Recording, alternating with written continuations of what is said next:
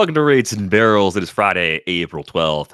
Derek Van Riper, Eno Saris, Trevor May, all here with you. It's been a fun week in baseball. Tons of things happening, including more details.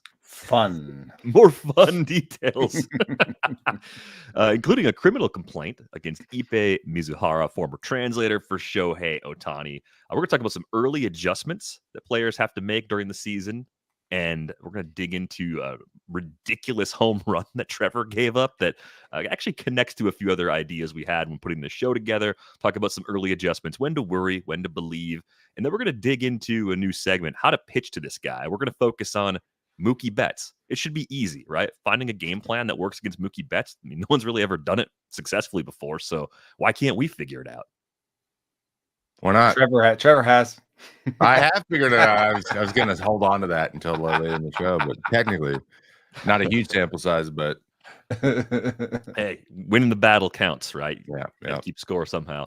If you're not in the Discord, you can join that. Got a link in the show description. Be sure to jump on in there. I wanted to ask you guys, and now that there's more information, a lot more information about the story than we had even on the Thursday episode, were there any things that just jumped off the page looking at that 37-page criminal complaint against Ippei Mizuhara, things that just sort of blew your mind, and either simplicity of how he did what he did, or any other details that you're just like, wait, that's how that went down?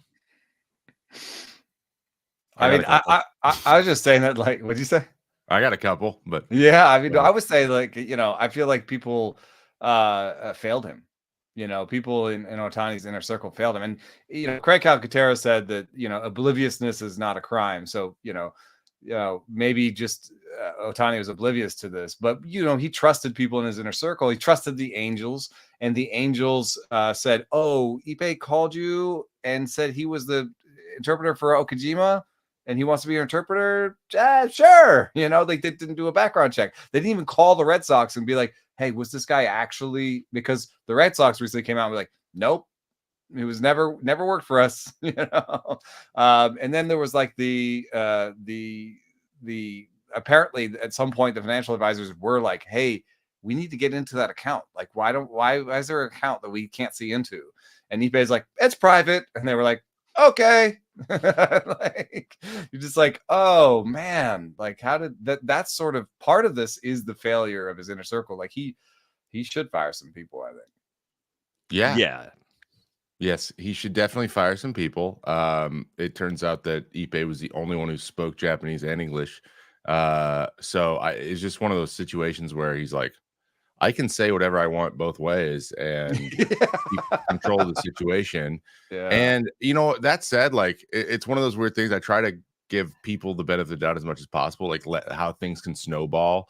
You do something that you're not very proud of, and then you lie once, and then before you know it, 6 months have passed and you had 19 opportunities to tell the truth, and then you didn't, and then things are much worse than they were. It literally feels like reading this that it's like going to be turned into a screenplay like the next season of Fargo. It's one of those like crazy situations, like the only thing that was missing, and thank God this never happened, but like a hostage situation happened, and we're like, why did he get taken by a bookie or something? And we're like, that's when it becomes Fargo. So fortunately we didn't get to that point, but like, this is how that show starts. If anyone who's seen it, it's pretty crazy. So I was just like, this is bizarre. That the amounts of money being like casually mentioned by both the bookmaker and Ippei, just like they're having these like normal chats about, oh yeah, sorry I'm late on that $10 million payment. He's like, don't worry about it, we'll worry it out on business hours on Monday. Like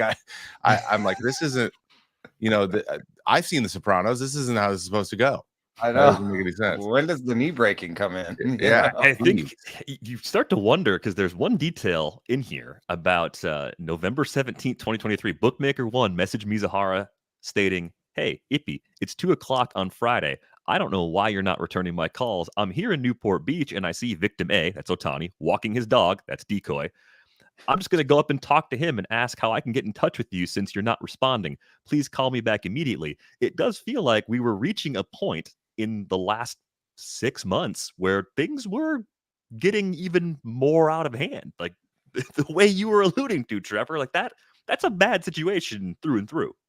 Yeah, that sounds threatening from at least like I'm going to tell him. Yeah.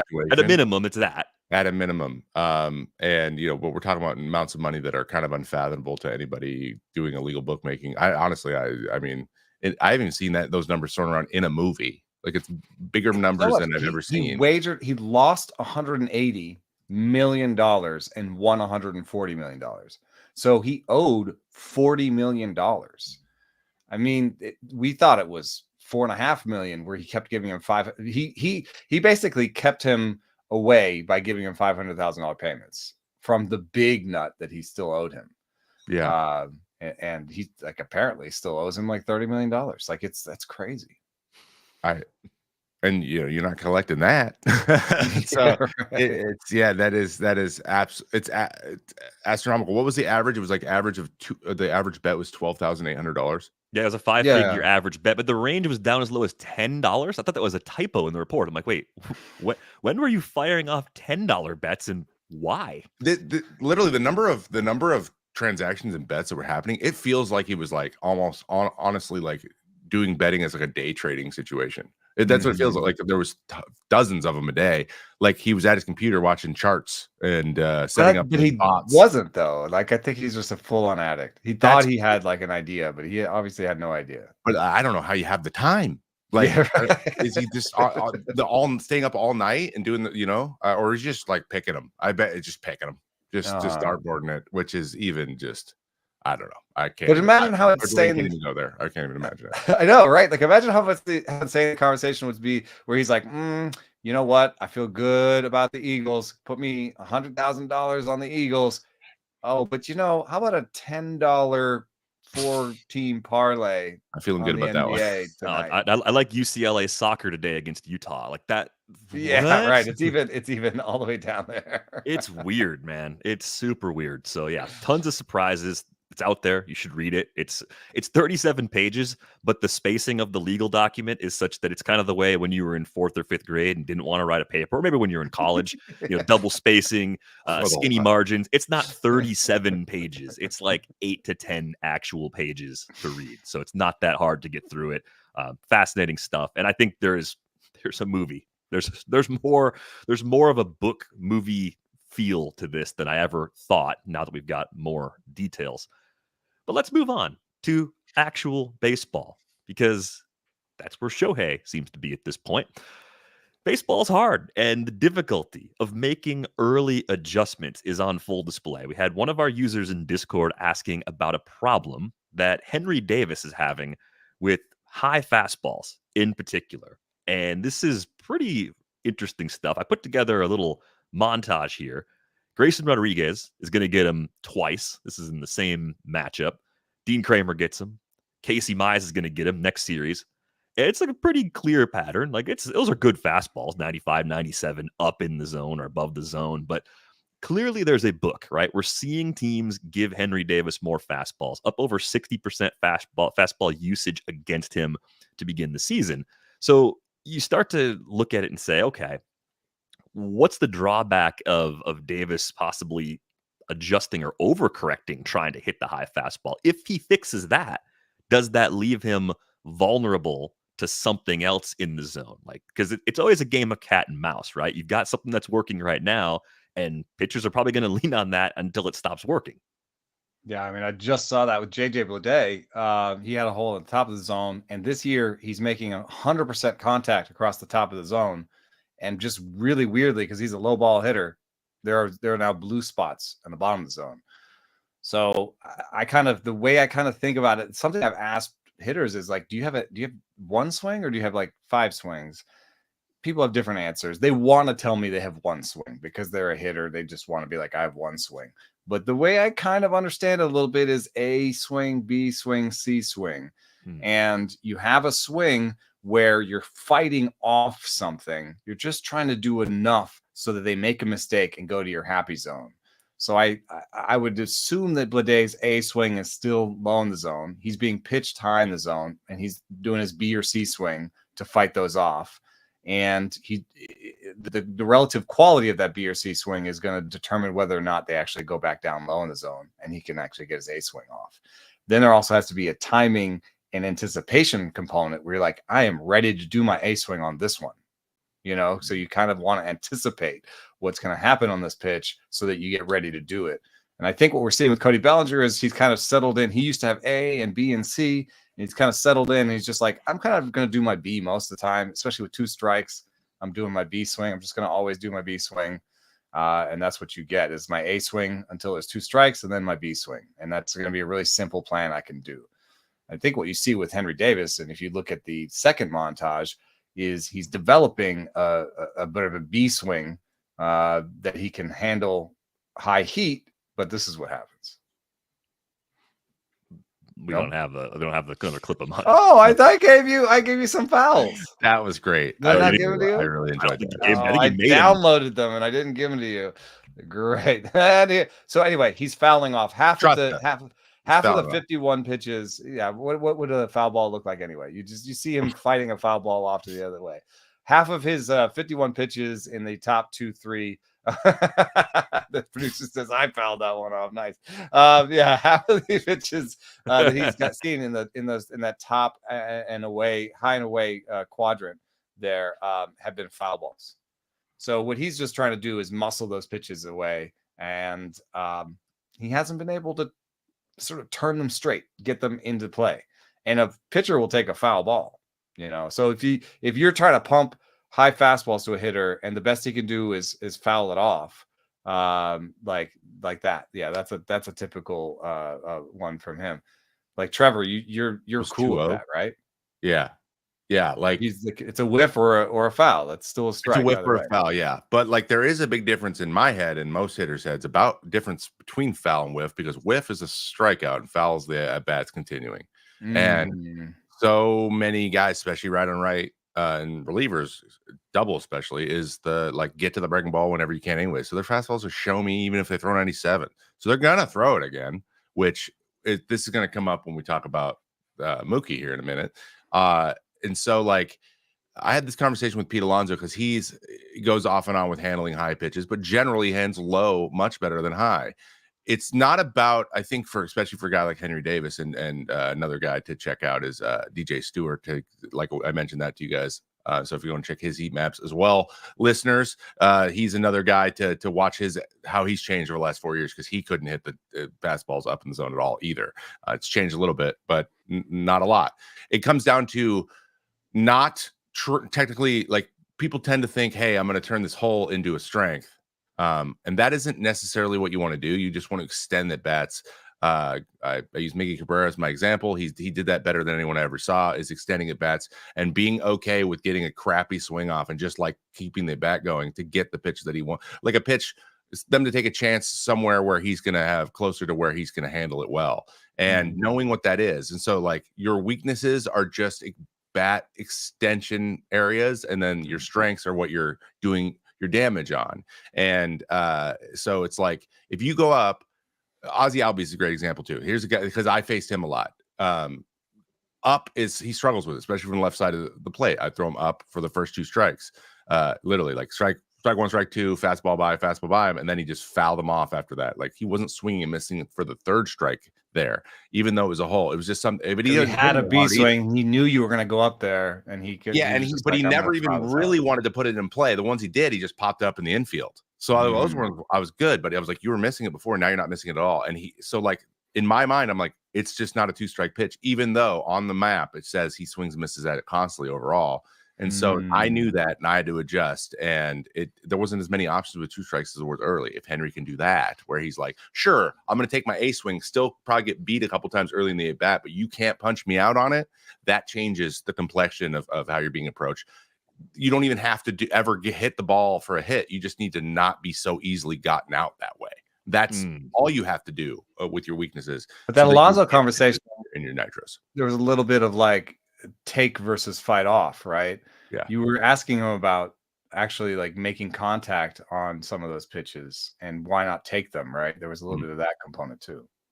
Yeah, a little bit, but and that was also like, the high fastball was being trained a lot. This was like 2021, so this is like the big, like everyone's throwing heaters up. That was the sweeper of that year, and umpires were also getting better at calling it for a strike and not missing. Like, now they're kind of not calling the high strike as much, obviously on purpose, because we want the ball lower in the zone with more offense. I understand that, but that if you could get those strikes, it was just like it was going to be a strike, full ball in the zone. You have to swing in it. You still can't hit it. Those guys who did that well, like guys like Pete would be like, I can't take him. I can't get the big 3-run homer on that pitch. And if he can sit there, I have to be able to foul it off until eventually he's like, man, I can't get a fastball by him. I have to throw a slider here. And then you got to not miss that. And that's what he kind of has thought. And he's gotten better and better and better at it, I think, every year because of just knowing that. So if you're watching Henry Davis, you're saying he's a step ahead of the just take it strategy, right?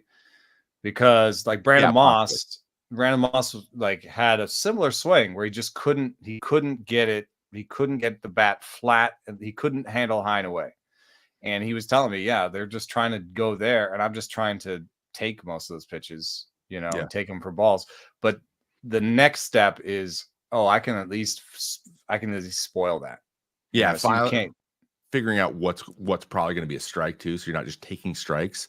To rattle a little bit like you're just trying to get the pitcher to be like, maybe that's not as automatic as I thought. And maybe I can't punch him out on that. Exactly. If you can get that thought out of a pitcher's head, like there is no automatic in a situation spot like that. When I saw something, I was like, you're like, I am so confident throwing it there. But if that's not quite there, that changes the complexity of things and the type of hitter you are immensely. Even if you statistically you haven't changed a lot on what you're hitting hard, you're just not missing it. It's just not a zero sum as much. So it's learning the top of the zone though. Taking is a good way to learn where that is. And that he's still, that's probably part of it too, where he doesn't actually know. And by the way, the top of the zone's way lower in the minors right now and has been for 2 years. So it's very confusing. Guys come up and they have no idea where the high strike is. That's why some guys, young guys are struggling a little bit to what to take and what to swing at because it's hard to tell. It really is. It's hard to figure it out. It's hard to figure it out for pitchers and hitters right now in AAA. Like, where is the strike zone? How big is it? So there's that adjustment too to keep in mind. Yeah, that's a huge adjustment if the zones are different like that, because Davis was having so much success throughout his time in the minors. I think a lot of people had an expectation he'd hit the ground running in the big leagues. But if this is the hole and that's how the zone works, it sort of highlights a problem that you couldn't even exploit that problem against him in the minors potentially. And the pitching's different, so that's another variable, of course, as well. It's interesting because the how do we know if he's adjusted is going to be something pretty small that you're not necessarily going to see in stats. You're going to see a lot more just by watching him on a day-to-day basis, right? Because it might not be statistical improvement against fastballs per se. It might not be a run of homers off of a high fastball. It might just be surviving on those pitches to get something else that he does damage on.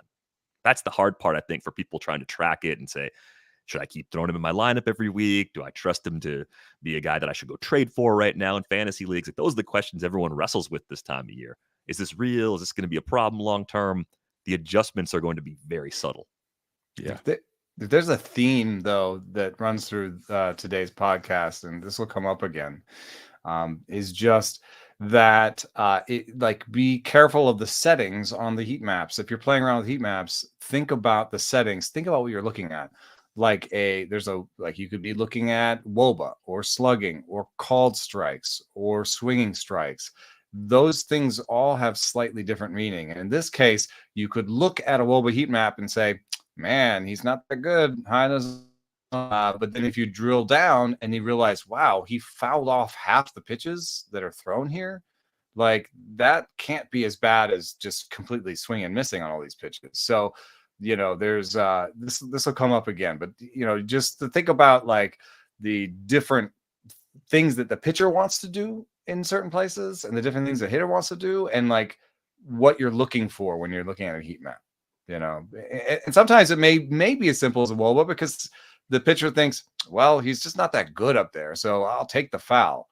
But it does matter when they're trying to get to the swing strike, the strikeout. Like, why doesn't Henry Davis, if he has this big hole, why doesn't he have like a 40% strikeout rate? Partially because he's fouling off those pitches and they can't punch him out up there. And he's strong low in the zone. So there may actually still be a foundation for a breakout here. Yeah, the overall K rate's not through the roof. It's still under 30%. So it's not like he's up there striking out 38% of the time and looks like he's going to get sent back down. It's more like this is the way to pitch to him right now. little easier to pitch to Henry Davis than it is to pitch to Mookie Betts, as we will get to here in just a couple of minutes. Now, we have a great highlight from Trevor, and I forget how we even stumbled into this. And we're just going to play this first. We'll ask some questions along the way. This is Christian Walker. Look at that pitch. It's better with the hold. I added a hold. It was better with the hold. I added the hold because you described this play to us perfectly. You described exactly where you threw it, how hard you threw it, what Walker did to it, and your reaction to it. Everybody had a reaction of, whoa, what just happened there? Because that's not supposed to happen on a high inside fastball like that. And pitches like that and homers like that make me think, yeah, you know what? If I was trying to be a major league pitcher, I would gamble on my own health trying to throw the filthiest, hardest stuff possible, because pitches like that can be hit out for homers. Yeah, that is honestly one of the harder ones where it's a straightforward tip of the cap. Like he's like, I don't know how I did that, and you're like, I don't know how you did that, and then he just won. And that's it. And I was hot. I came up, I think, as I was talking about how Scherzer was just like, just don't throw that. Like that's what he told me. Because it was only 90 miles an hour. It was like 92 mile an hour homer. Yeah, 92 steps off the. So we've been taught, and at this time it's 21. So like we're like, are the balls still juiced? Do we know? Like that was a conversation that was happening a lot, because some stuff like that was happening. You're like, come on. And obviously the narrative was like, no, we're not changing them. So like that was the flavor of the week. So like I think that's why it's hot. But yeah, and then also how I prepare for guys. I know like he's got a spot that's just ice cold right there, right? Like, and he knows it. Like he just tries again. I think he's just fouling stuff off up there, but I think eventually he's gonna come up and in this time, and I'm just gonna sell out. And he still got jammed, and he like looked like where to go, and I flipped around, like tried to catch it too. Definitely and foul, right? You were like, it's foul ball, right? Foul. I thought it was like way foul. I thought it was like a jam shot, like off the net, and it was like just stayed fair. I was like, he's so strong. Like he's like one of the few guys who could do that. So, and there's also when he's rounding first, he's hot, he's so pumped because he's like, that was really like, I don't know how that happened. I'm pumped though, because I'd been just wearing him out there. I've been wearing him out there as well, like every time we'd face each other. And he'd foul it off, but he just couldn't get to it, and then finally got to one. So, but it's just one of those ones where you're like, well, there's 2 runs on the old ERA, and you've got to wear it. Does it kind of speak a little bit to anticipation? Like, so you and him have a history. He knows his scouting report. He knows he has that blue light line up there. And he knows that you like to go up there. So that he just anticipated that one perfectly. Yeah, right? he's pumped. Yeah, he anticipated finger guns to that kid. That's amazing. Yeah, it's amazing that the kind of things they can do when you anticipate. Does that mean he steps in the bucket early just to like clear out? And you saw he just his hands. He brought him way in. So he's like, I'm gonna. And then it was in farther than even I had been throwing it. So it's like, I don't like. He just like, oh, that's far enough, I guess. And it kind of one hand hit it, and he's just a big, strong dude. And he's just one, he's probably one of 5 guys like Pete, maybe strong enough to do that. Judge, like it's one of the shorter parts of the park too. And just along the line, in the perfect place, and it's in Arizona. Like there's not very many places that goes out. I think it's literally one of like 3. It's like there and Tampa. And Max didn't appreciate that. It's one of 3 parks it would go out in. Yeah, that exactly. I'm like, oh, we all go look that stuff up, but it's akin to excuses. But I was like, I'm gonna come around. Like it's tip the cap, man. And we ended up winning the game, but we had a 3-run lead, and I gave up 2 runs, and you don't want to do that. It was the 8th inning, like early in the year. My arm wasn't feeling great. That was right before I got hurt. So it was a lot of stuff going on. But yeah, it's one of those things. So we've been wondering for a while on this show, what could we do with public-facing information? Could we make good enough game plans to actually attack big league hitters in a way where we might get some results? And rather than start at the lower end of the player pool, we figured let's go to the top. Let's make this like a real challenge, right? Let's build a game plan to face Mookie Betts. The way we're going to do this, Eno's going to outline his plan first, because this is stuff that anybody listening and watching nerd. can get. I'm the nerd. Yeah, I've got my heat maps. So clearly, Mr. May, this I've got my heat maps. this is going to work. So what would you do? What would be your game plan? What are you going to tell your pitchers to do against Mookie? Well, the first thing I want to pull up is I want to be well, we got right on right. We're going to throw him some sliders, right? So I look at the slider contact rate. Mookie Betts, oh my God, what is this? What? All red. He's above 95% contact rate on 90% of the zone. If you can hit a penny off the bottom outside corner, you can get him to miss. That's the only place you can throw Mookie Betts a slider. So I'm okay, well, sliders are out. What are we going to do with the fastball? So I start looking at the fastball, the contact rate, and look, he actually does swing and miss sometimes at high heaters. So, and it's not high third of the zone. Can't do that. It has to be along the black at the top of the zone. Might not be a great place to get a called strike, but it might be a place to punch him out. Okay, so I've found four seamers high might be a way to punch him out at the end, but I still got to get there. What else can I do? Is there if I don't have a four seamer, or if I miss a little bit, or if he anticipates it, do we have a clip of what happens? This is a pretty good fastball at the top of the zone, and yeah, dang, yeah, that's Ryan Helsley trying to execute that high fastball. Yeah, didn't work. Did Eno get locked up? I don't know. So I thought you got locked up too. Yeah, no, we're still here. Eno's internet is going through it right now. Oh, sorry about that. You're back. Keep going. Gotcha. Well, I mean, yes. So I'm looking right now at contact rates. If I look at, if I look at home runs on contact or ISO, I might see, whoa, he can actually still hit those out. So, or maybe I say I don't really have a great four seam. I have a better sinker. So I click over to the sinkers. Ooh, now I've changed what I'm looking for. I'm looking for called strikes. Where can I get a called strike? Where does he not swing? And what you can see is he does not swing at backdoor sinker. So if I think I can get a sinker to come back ball to strike sinker on the outside corner, then he won't swing at it. Well, guess what? That's a pretty hard pitch to negotiate. There are not a lot of guys who are good at that pitch. And I, it's kind of could be a ball or it could be a called strike, depending on how well you execute it. And if it gets over the middle of the plate, it's gone. So the deal is we're looking to nibble. Maybe if I have a good two seamer, I can do a backdoor two seamer, and then maybe I can throw the high four seamer, to strike them out. But the last thing, and this is not going to be on a heat map, is that if those are my two plans that I feel okay, these are some things I can do, then I have to do something other than that. I can't just keep trying to do these two things, because he'll be oh, he's trying to hit me with a high four seam.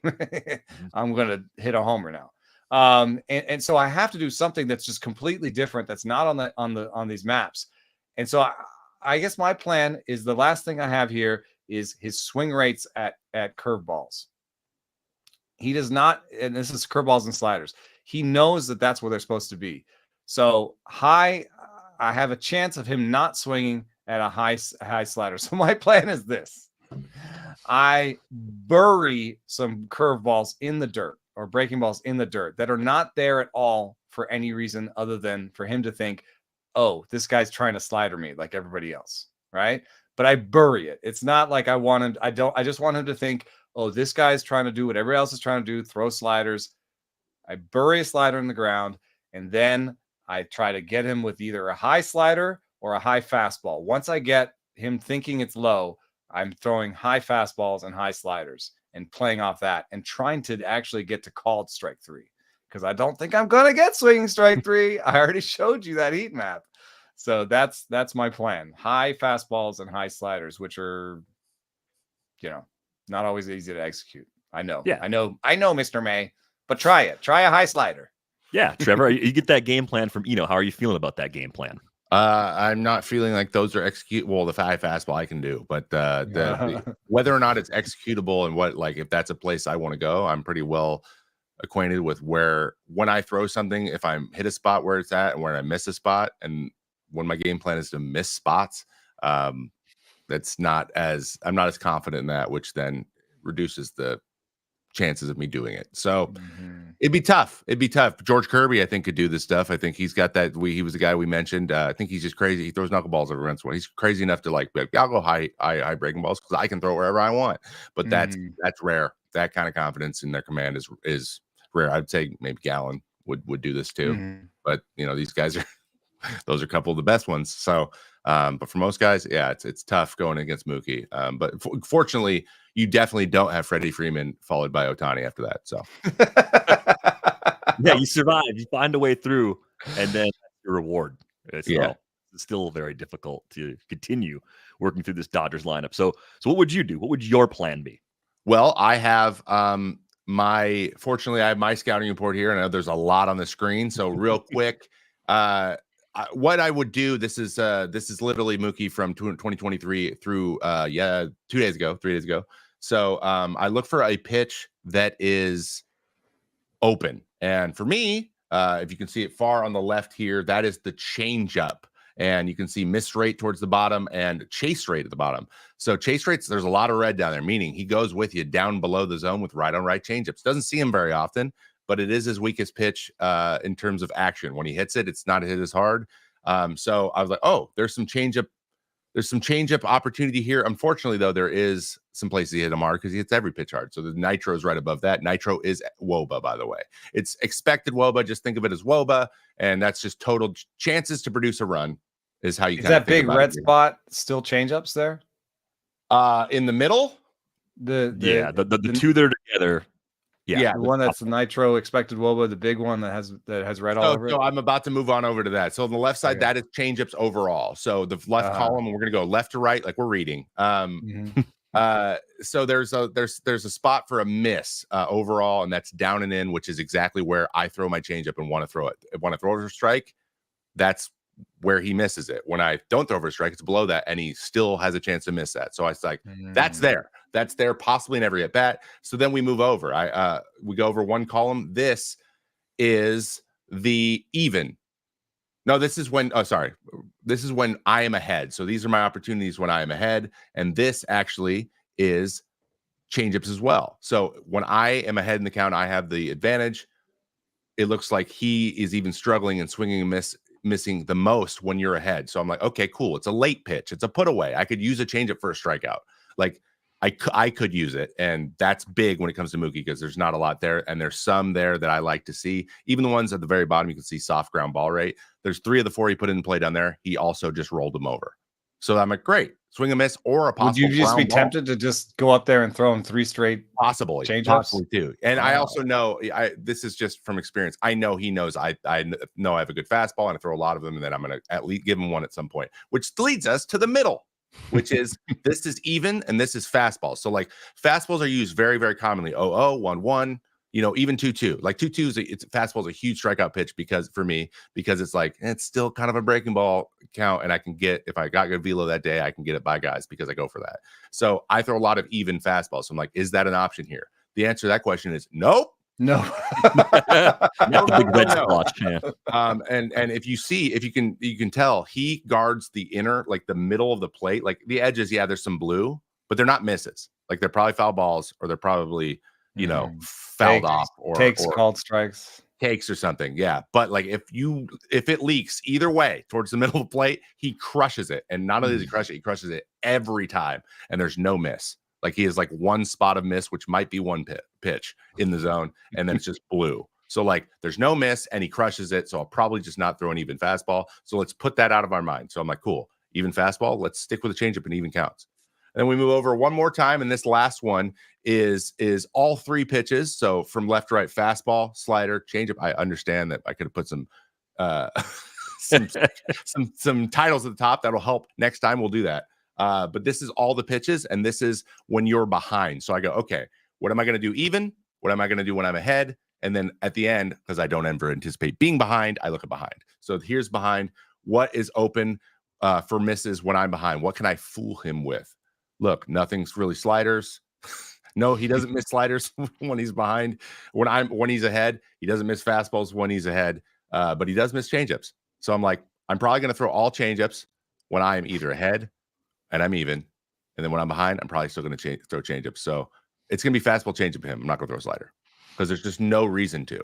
And also, when you look at all this, when do you do you have a plan for the fastball? You're like, when's the fastball coming? So like you said, I would have noticed fastball up top is always, I'm never going to be like fastball down ever, because it's just something that has never worked for me ever. It's something I'm not confident in. It's very rare, and it's usually an accident when I get a freeze. So I always think fastballs up. Are they open? You mentioned earlier he takes them early in the count if you can hit the top of the zone. So I would take shots up there hoping for a take or a foul off early in the count to get ahead. So I might go fastball. Soon as I'm ahead, though, it's going to be change up party after that, and then see if he adjusts.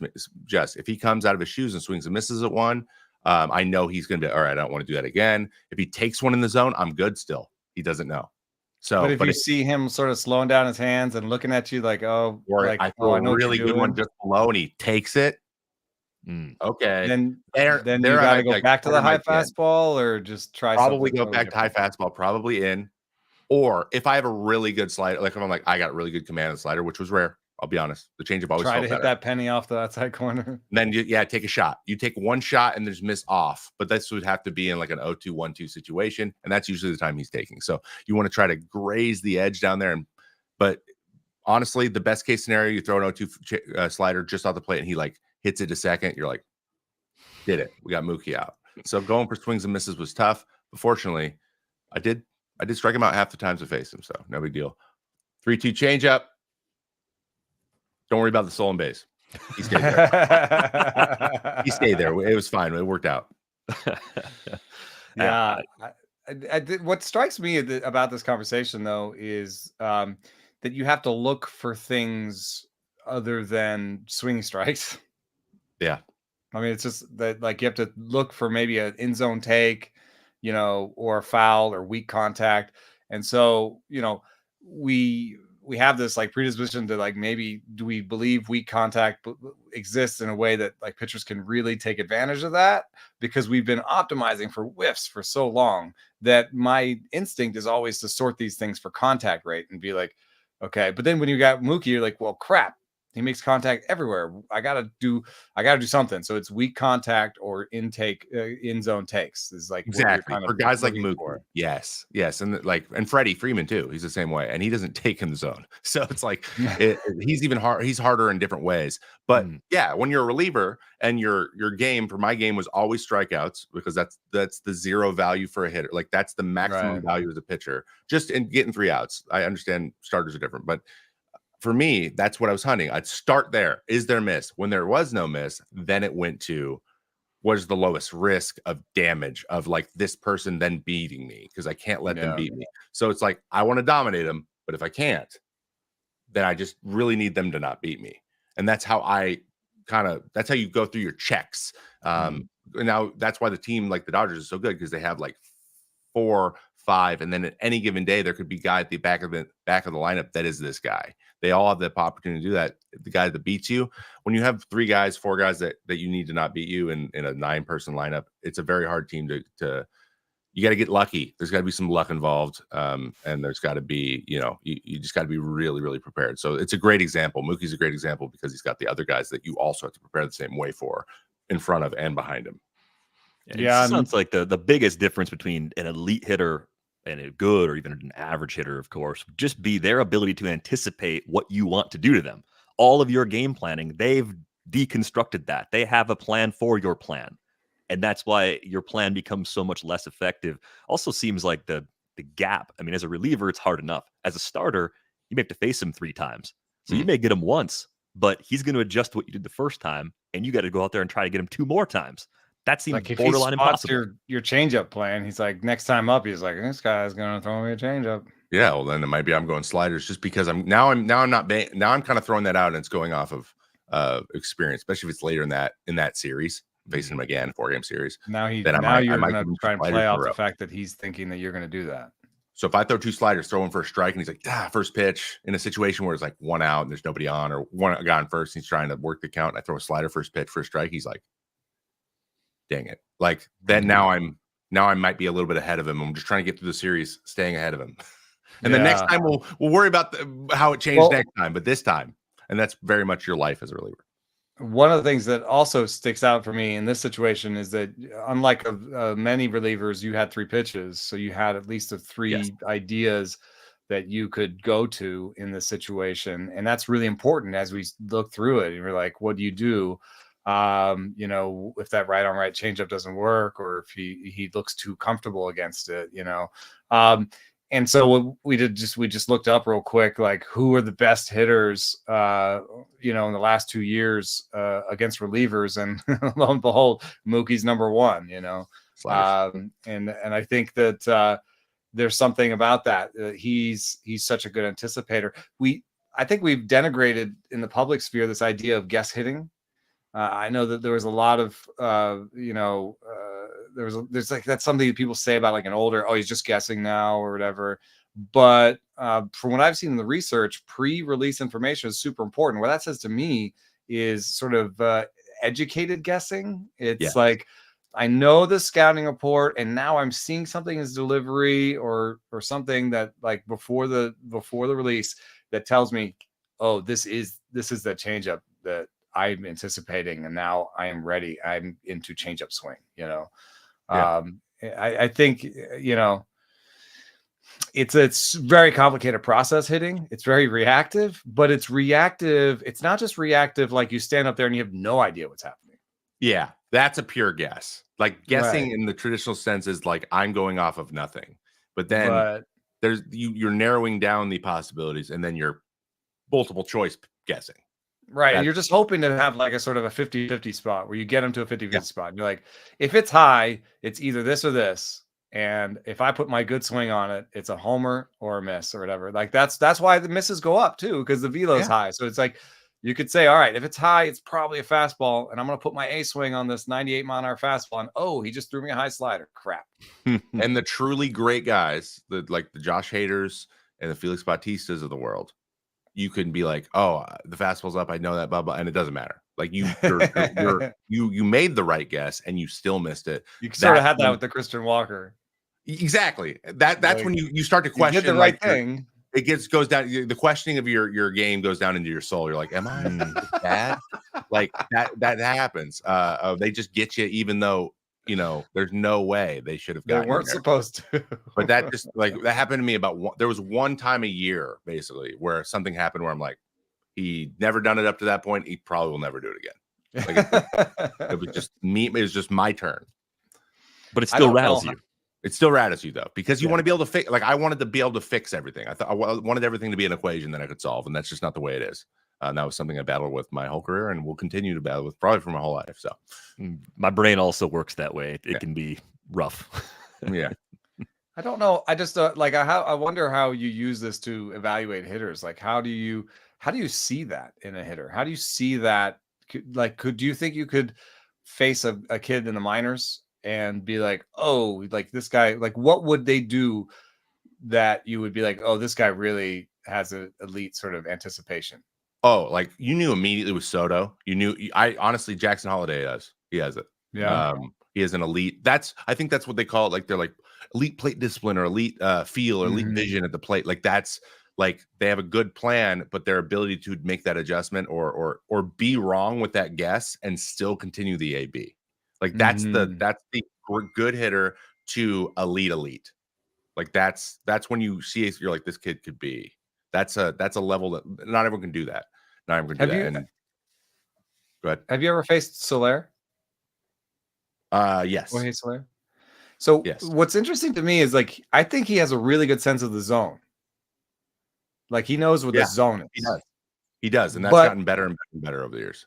But I don't know that he has a great sense of spin. But I don't know how great anybody sees spin. So I don't know if you remember these at bats. Sometimes pitchers are just like Rolodexes, but like, you know, so the book for him in a long time, I think, has been breaking balls in the zone. Because it looks like it's in the zone, and he's kind of like, oh, in the zone, a swing, you know, swings over it. Is that something that you remember from Soler? Or? Yeah. No, I think he's an all a swing all the time guy. There's a few of these guys like Duvall's an a swing all the time guy. Renfroe is a swing all the time guy. CJ Cron, Like they're guys who are man. okay taking really bad swings sometimes, being wrong. Because But they just having get a another really chance. but having a really good idea of the zone. Like that's how Yeah. they adjust it. They're like, in order to do this, though, I just got to make sure I'm swinging at pitches that actually can be hit and just don't be wrong as much. But like, it's okay to have my one zone that I crush and like not and have a hole somewhere and just make them have to pepper that one place over and over again. And then I'll just be out, I guess, because I just can't, like, for whatever reason, how I swing, just my skill set does not line up to hit that pitch. But if they miss, I'm going to take advantage of it. And that's why those guys have made careers. So there's like a really good version of that. Like he's gotten really good at working the counts, and he's scary and he's big and he hits home runs. So he's going to get his walks too. That's how he gets walked. It's not just straight plate discipline. It comes down to like he builds an intimidation, just doesn't swing as much out of the zone as you would think he would. And that's what made him the player he is now. So those guys, but he knows, he's like, I need to get my A swing off and I need to make sure I do. Yeah, and I guess all those guys do it. sliders in the zone could be scary to people who don't feel like their breaking balls are elite. Yeah. Because, you like if your breaking ball isn't elite, then you train yourself on basically get alone away. If it's not elite by stuff, you're like, at least it has to be in that spot that makes it playable, right? And so I guess maybe people don't train a lot to throw sliders a little bit higher where that would need to be to kind of fool Soler. And then I bet you if I do a search run right now for Soler and homers on breaking balls in the zone, he probably has some, because every once in a while he can be like, okay, I got it. I know the book on me. I know you're going to fill it up with sliders. So this time I'm going to anticipate it.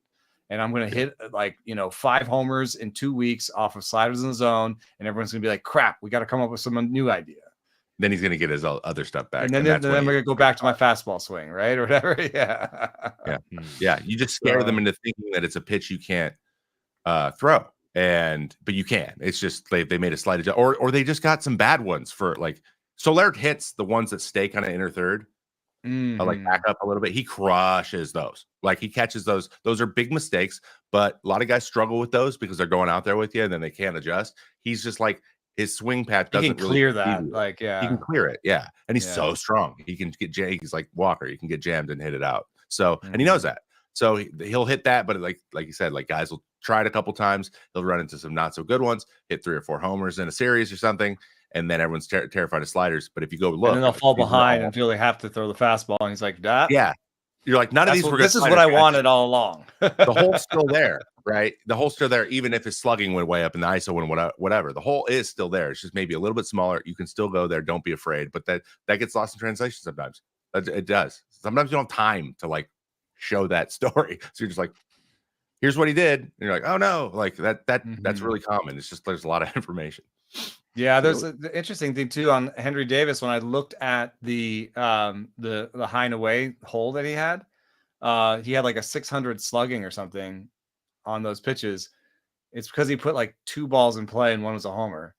Exactly. So like you have to be careful sometimes also when you're sorting these things, when you're sorting these heat maps. Like there's some heat maps you have the option of doing raw numbers, so you can actually see how many pitches are in each one. Because if you do the heat map and it smooths it over, you're like, ooh, red, that's bad, right? Yeah. But if you click over to the raw, you're like, oh, he hit 2 pitches out and he whiffed 5 times and he hit 26 fouls.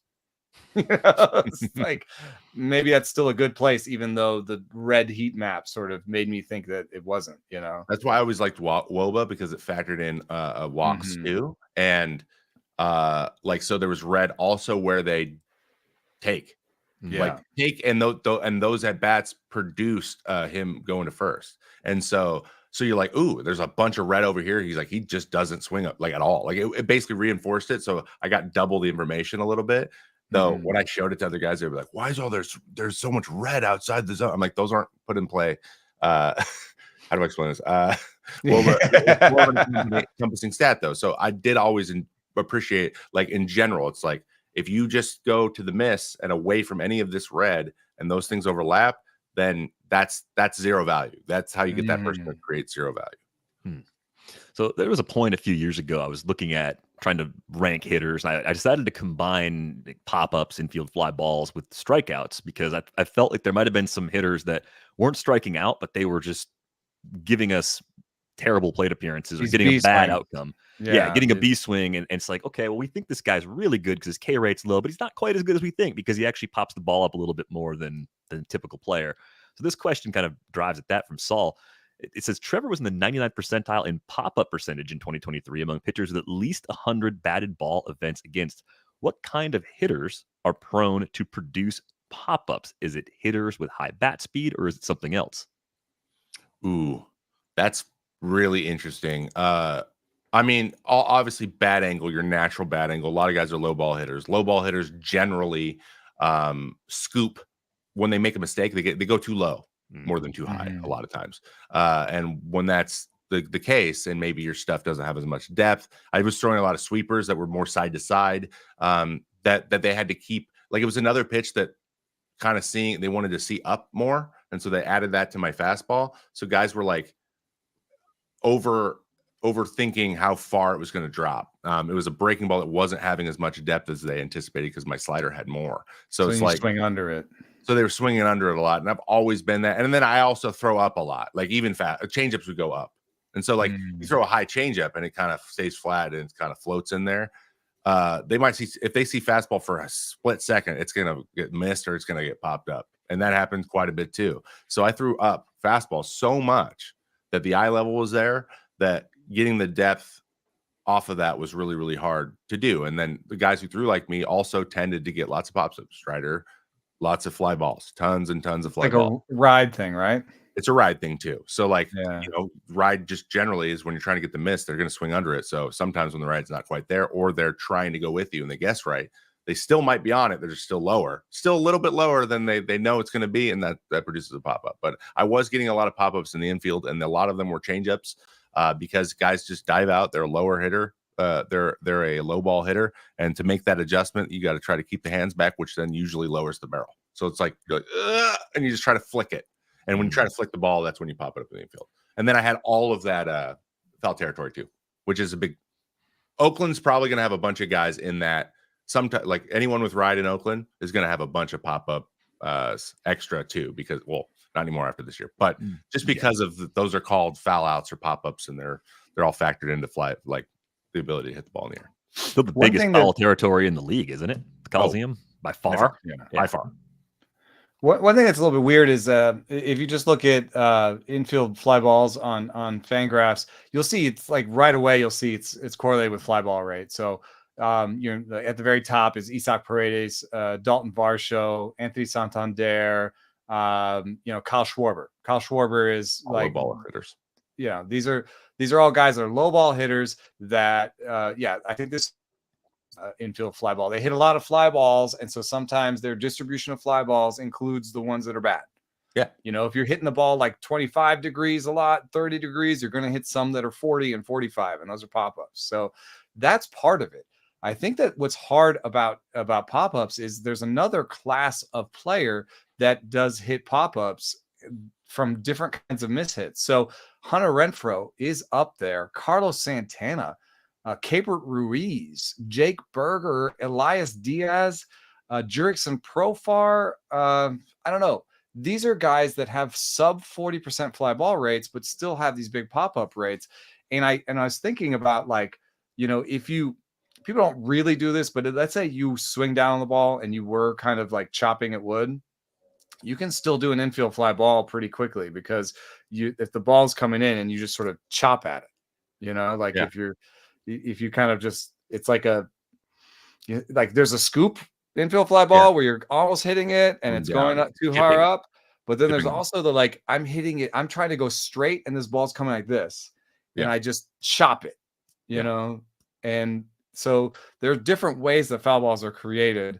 They're just, and like whether or not there's a skill is something I tried to look at. And somebody like a lot of these bad ball hitters that have that reach a lot, chase a lot, end up the only way you can make it to the big leagues and chase a ton is by making a lot of contact outside the zone at first, but also sometimes fouling balls off. So Pablo Sandoval always fouled balls off. He's a spoiler.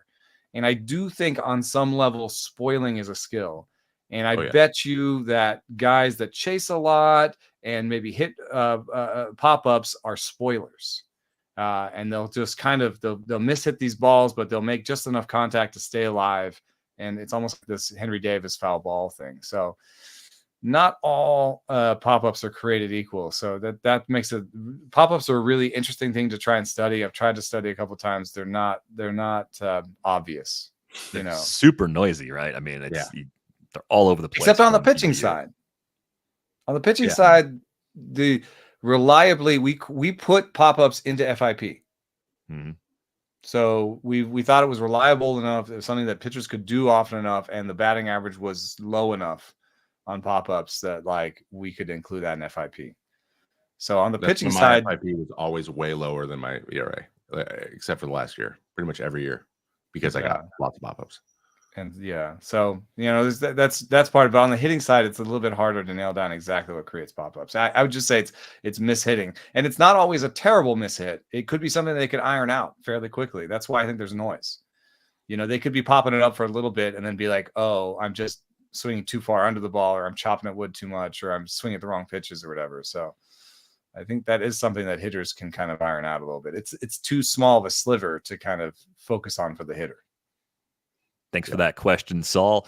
Todd Brown has a question. Hunter Brown, broken, injured, or just a blip? Obviously a rough day against the Royals yesterday. That was 9 runs on 11 hits in 2/3 of an inning. We've talked about piling all of that badness onto your ratios early in the year and how long it takes to fix that. Is there something actually wrong with Hunter Brown, or was it just a really bad day against the Royals? I mean, that was a really bad day. It was a really bad day. He doesn't look sharp. I mean, he was just feeding that curveball in, and it was just getting pummeled, and he didn't make the adjustment. But it was not sharp. He was throwing it in the zone. It was very loopy. Like, it was like 80, 81, and he usually throws it like 84. So like it didn't have the sharpness. It's a major weapon that he has. He had some velo, but he wasn't like throwing the hardest he's ever thrown. And Kaufman's kind of it's not great for ride. The numbers are always down a little bit there, just with the humidity. I mean, I know it's a little bit cooler, but it doesn't ride quite as good as other places. So it just looked like a lot of stuff in the middle of the zone, and then some unluckiness. And the Royals are kind of hot, so I think it was a perfect storm. But yeah, that's a record for most hits without throwing an inning. That's what we call a season killer. It's something he's going to look up and be like, well, I wish I could just erase that one. And like at the end of the year, they're going to be like, Hunter Brown out of 4-1. But if you take this outing out, he's a 3-2. Like, I think I still believe in him. Like when you watch him, you're like, there's still pretty good stuff here. Yeah. And he just doesn't look sharp. Like, and he's young, and they're off to a slow start too. So like you got to remember, there's like some pressure. I got to be sharp now. I'm not sharp. I'm gonna get frustrated. It just makes it worse. And he's not even like I doubt he feels like super comfortable and like, oh, I have a spot forever. Like, you know what I mean? Like, especially with like how Blanco came up, and just did what he did and put some pressure on it. Like if someone comes back, somebody's going down when Verlander's back, right? Exactly, and that's I've had that exact situation happen, and there's a lot when you're young. I was worried about Irvin Santana coming back, taking my job. But I got moved to the bullpen, and then we saw how that worked out. So I blessing this guy. But so there's a lot of that probably. I don't think. Oh God, he has Atlanta next. Yeah, it's a hold and bench. I think when someone is looking like this and the stuff is not crisp, this is what a bench is made for. There's ceiling, there's talent. Don't use them in a matchup that tough. You probably wouldn't have used them against Atlanta anyway, even if the blow up hadn't happened yesterday. Because Hunter Brown isn't on that level. The Royals and Coffin. You definitely used them against the Royals, and you felt good about it. Yeah. So that's why the gut punch is even worse. I mean, if it's a keeper league, I'm holding on to a guy who's a 92-mile-an-hour slider in a keeper league. He has 3 breaking balls that are pretty good. The 4-seam fastball, not as good this year, but it's still an okay pitch. And I think that all together, it's a good. It still has a lot of upside, and he's still a guy who's had long stretches of success. So in keeper leagues, I'm keeping him 15 plus. I'm keeping him on my bench. 12s and 10s. You just got to keep moving. There's going to be somebody else out there that you're going to be excited about too. So you can move on, I guess. Jimmy offered up a way to pitch to Mookie Betts. Just plunk the mascot to start the mound appearance so Mookie doesn't dig in. I mean, there is one Mookie hack. I've got this. Bailey Ober found a hack. Look at this. Look where Bailey Ober pitches him. Oh, hey, you get a called strike out there. No problem. He got ripped too. Yeah. That's the worst. You get rippered, like just on a pitch 6 inches outside. Did you have a favorite umpire for how he'd punch guys out when he struck him out? It's him. 100%. It's Ripper. But my guy, my favorite guy, I've talked about this a little bit. My favorite guy just overall now is just Ben May. No relation.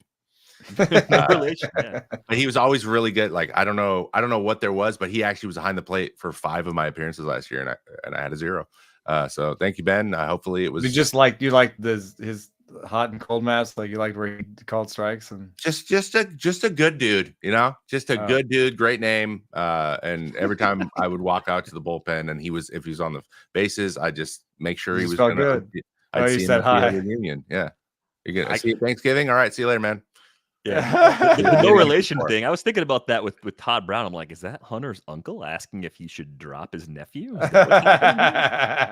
There is some of that because Alex Bregman's uncle is a fantasy baseball player, Larry Schechter. He's played in Tout Wars and NFBC and Labor and stuff. And it's just kind of weird. I saw them have an exchange on Twitter, and Alex called him Uncle Larry, and I was like, does Alex just have a really odd sense of humor? And I was like, no, they're actually related. So. Hey, you never know. Sometimes you get the family advice. It's hard. It would be hard to drop a family member in a fantasy league. It'd be very hard to do that.